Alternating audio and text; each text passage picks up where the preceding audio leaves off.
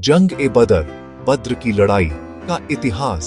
जंग-ए-बदर इस्लाम के इतिहास में एक अत्यंत महत्वपूर्ण लड़ाई है, जिसे अक्सर इस्लाम की पहली बड़ी जंग माना जाता है।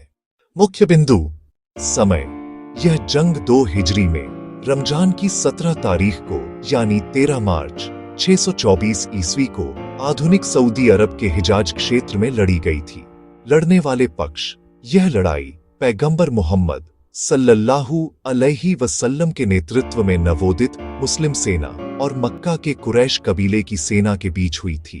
कारण: मुख्य उद्देश्य कुरैश के एक व्यापारिक काफिले पर हमला करके उन अत्याचारों का बदला लेना था जो उन्होंने मक्का में पैगंबर मोहम्मद सल्लल्लाहु अलैहि वसल्लम के साथियों सहाबा पर किए थे। कुरैश के लोगों ने पैगंबर मोहम्मद सल्लल्लाहु अलैहि वसल्लम और उनके साथियों को मक्का से मदीना हिजरत जाने के लिए मजबूर कर दिया था। यह मुसलमानों और बहुदेववादियों मूर्ति पूजकों के बीच संघर्ष का एक निर्णायक मोड़ था। सेना की संख्या: मुस्लिम सेना लगभग 313 सहाबा साथी, उनके पास हथियार और साजो सामान कम थे। कुरैश सेना लगभग 1000 हथियारबंद सैनिक जो संख्या और संसाधनों में बहुत ज्यादा थे। कुरैश सेना का नेतृत्व अब्बू जहल कर रहा था।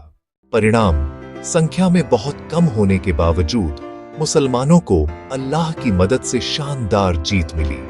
कुरैश के 70 प्रमुख योद्धा मारे गए, जिनमें उनके सरदार अब्बू जहल भी शामिल थे, और 70 को बंदी बनाया गया।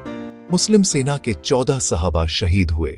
महत्व: इस जीत ने पूरे अरब जगत में पैगंबर हजरत मोहम्मद सल्लल्लाहु अलैहि वसल्लम को एक शक्तिशाली बादशाह और लीडर के रूप में स्थापित कर दिया। इसने मुसलमानों को सैन्य प्रतिष्ठा और आत्मविश्वास प्रदान किया और इस्लाम के प्रसार के लिए मार्ग प्रशस्त किया।